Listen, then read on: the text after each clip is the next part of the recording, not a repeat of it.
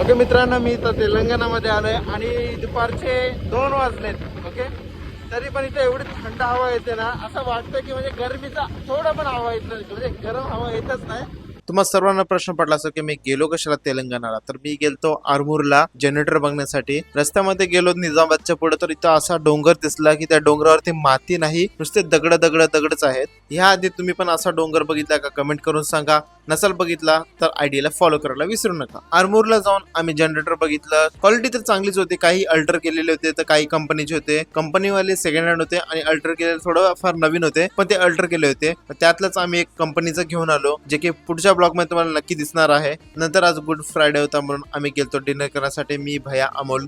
Starter मध्ये पापड मागवला, नंतर आम्ही मेन कोर्स मध्ये पनीर पटियाला मागवला, त्यानंतर दाल राईस मागवला. बस एवढंच. नंतर आम्ही बिल मागवला. बिल वगैरे पे करून आम्ही निघालो घरी. Thank you for watching. Bye bye.